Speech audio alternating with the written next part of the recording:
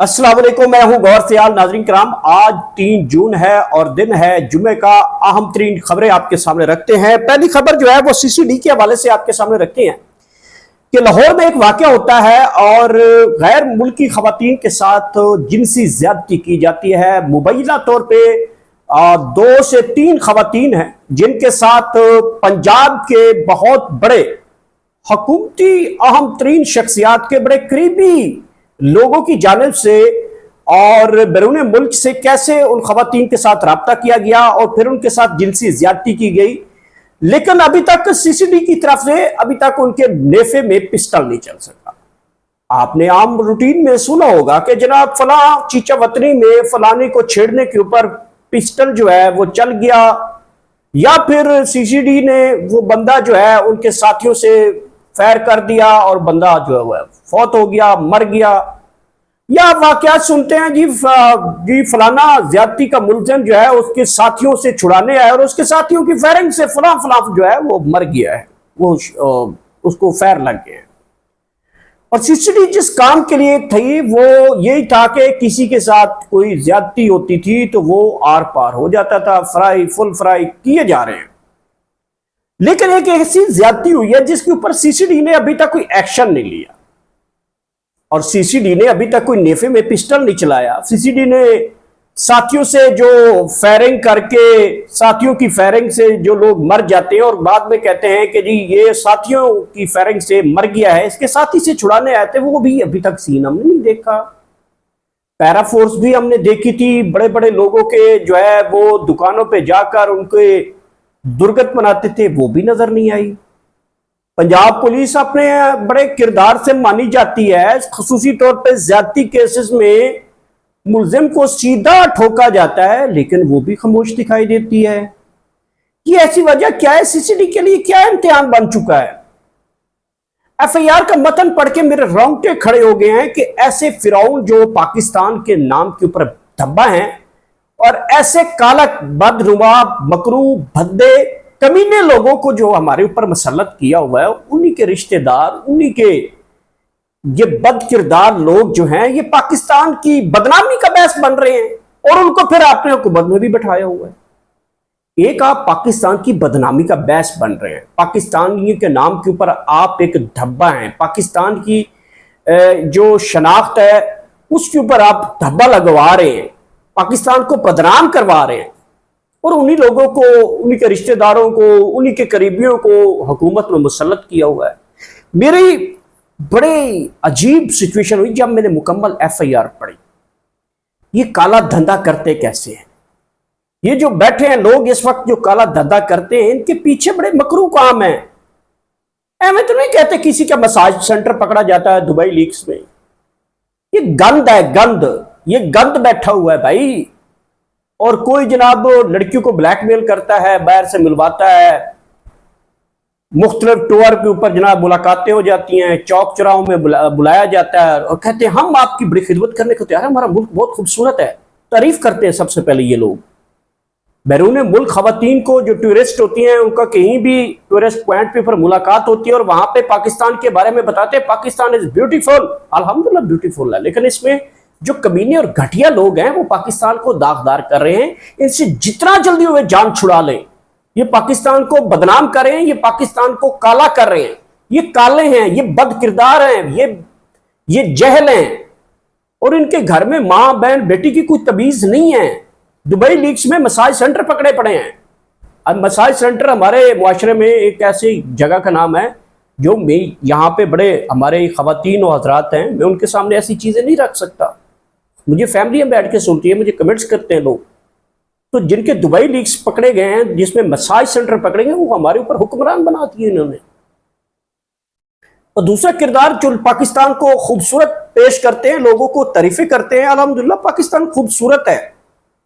और फिर जब उनको बुला दिया जाता है, उनके साथ जो सलूक रखा गया है, उनको हद से बेजा में रखा गया और वो बैना तौर की उनको ज्यादती का निशाना बनाया जा रहा है। ये डार कौन है? ये डार आपको पता है ये डार इस टाइम कौन है? और वो बड़ी आम शख्सियत के बड़े करीबी, अब रिश्तेदारी भी है, कारोबारी भी है, समद्दी भी है, फलाना फलाना, ये बड़े करीब हैं।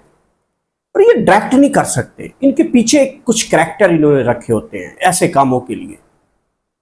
तो जनाब ये सारी स्टोरी अब खुल चुकी है सीसीडी के लिए, जनाब इम्तिहान है। उम्मीद है सीसीडी साहब जो है वो अब इधर भी जरा एक्शन दिखाएंगे। गरीब का बाल मारना हो तो उसको तो कहते हैं साथियों से जनाब वो उनकी फायरिंग होगी और साथी की फायरिंग से जो है वो मर गया है। अगली खबर जनाब, मरियम नवाज के गिर्द घेरा तंग, नए वजीर आला कौन हो रहा है, तब्दीली कब हो रही है। ये खबरें बड़ी देर से चल रही हैं और ये खबर दुरुस्त है। जो लोग मुझे 6-7 महीने से सुन रहे हैं, मैं बार बार खप रहा हूं, ये वापस जा रहे हैं। और अब मरियम नवाज कहती भी हैं, आपको पता है कि हाँ कि मतियुल्लाह जान साहब ने उनसे सवाल किया कि लग रहा है कि आपको दोबारा अदालतों के चक्कर लगाने पड़ सकते हैं, तो वो कहती है लग तो रहा है मुझे भी। अब मरियम नवाज साहबा ये खुद फरमा रही हैं। तो ये लोग बैठे हैं, इनके खिलाफ घेरा तंग है। मरियम नवाज की इस वक्त जो है वो बड़ी क्लैशेस चल रहे हैं। वो खुसूसी तौर पे पंजाब के जो स्पीकर हैं मलिक अहमद खान साहब, उनके दरमियान कुछ चीज़ें चल रही हैं, कशीदगी बढ़ रही है। और कशीदगी को कम करने के लिए हमजा शहबाज साहब भी बीच में आ चुके थे, और शहबाज शरीफ साहब, सॉरी, बेसिकली शहबाज शरीफ साहब जो हैं वो जिस तरीके से आगे बढ़ रहे हैं, उनको अपनी कुर्सी भी खतरे में नजर आती है। लेकिन कुर्सी खतरे से जाने से पहले वो एक ख्वाहिश का इजहार जरूर करते हैं, मुख्तलिफ मकामात के ऊपर वो कर चुके हैं। बहरहाल नाम नहीं ज़हर करना चाहिए इन चीज़ों का। वो ये ख्वाहिश करते हैं कि अगर मुझे वजीर आजम से आप हटा देते हैं तो मेरे बेटे को कम से कम वजीर आला बना दें। ये जो खबर है इसके बाद दोनों में तनाव पाया जाता है, चीज़ें काफ़ी गड़बड़ की तरफ जा रही हैं। बहरहाल मरियम नवाज के खिलाफ ही घेरा तंग है, ये बड़े साफ़ी हैं ज़ीशान सैयद साहब, उन्होंने भी खबर ये दी है मलिक अहमद के हवाले से और फिर शहबाज शरीफ के हवाले से भी खबर दी है। बहरहाल खबर ये दुरुस्त है। नाज़रीन किराम, कश्मीर में पाकिस्तान तहरीक इंसाफ ने इलेक्शन का बाइकाट किया, बहुत अच्छा काम किया, ये बहुत जल्द कर देना चाहिए था। देखें, और कश्मीर में जो नई हुकूमत बनाने जा रही है उसकी नई वारदात भी पकड़ी जा रही है। कश्मीर में हुकूमत कौन बनाने जा रहा है मैं आपको बताता हूँ, बड़ी तफसील है उसकी। देखिए, कश्मीर के अंदर दो बड़ी सियासी जमातें अपने आपको कहती थी, एक थी मुस्लिम लीग नून और दूसरी थी पीपल्स पार्टी।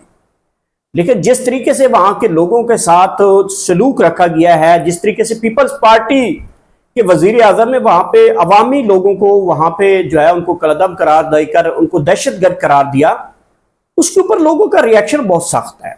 लोग पीपल्स पार्टी को थूकते भी नहीं है। लोग पाकिस्तान मुस्लिम लीग नून के कैंडिडेट को जहां नजर आता, वो कल मैं देख रहा नीलम में निकला, वहां पे लोगों ने पत्थर टमाटर गंदे अंडे मारे, वो बेचारा जान बचाकर बड़ी मुश्किल से गया है। तो फैसला साजों को ये नजर आ गया कि दोनों जमातें जो हैं वो कभी भी नहीं जीत सकती, यहाँ पे लोग कभी तस्लीम नहीं करेंगे।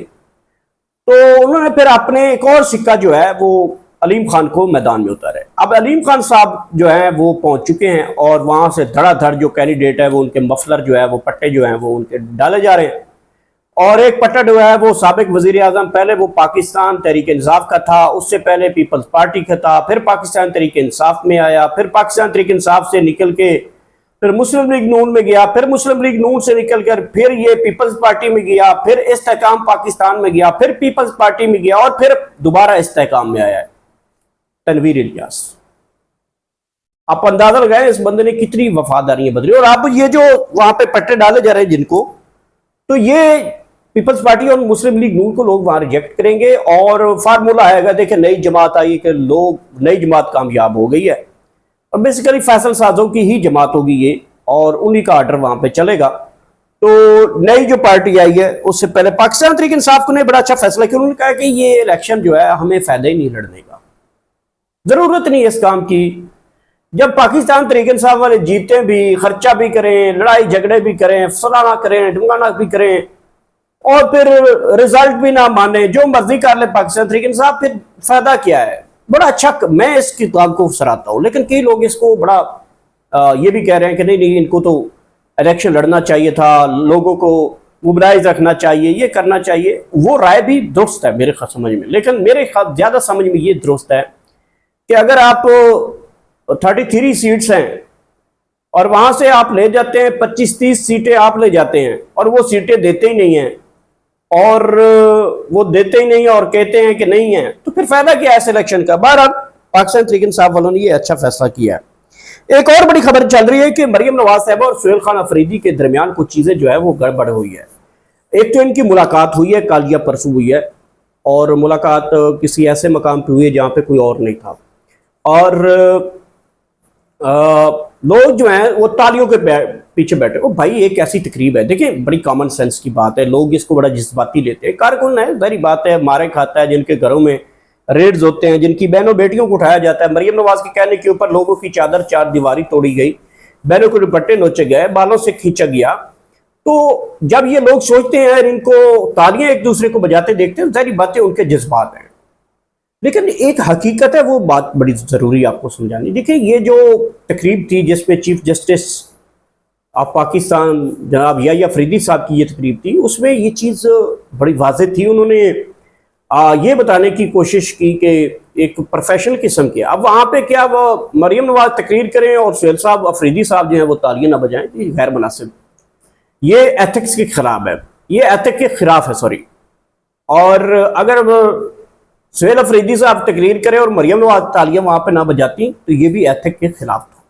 तो ये तकरीब में ऐसी चीज़ें होती हैं कि आप जहाँ पे भी जाते हैं तो अगर आप इकट्ठे हैं तो एक दूसरे से सलाम दुआ भी करनी पड़ती है, और जहाँ पे तालियां गूंजे वहाँ पे तालियों के साथ तालियां बजानी पड़ती हैं।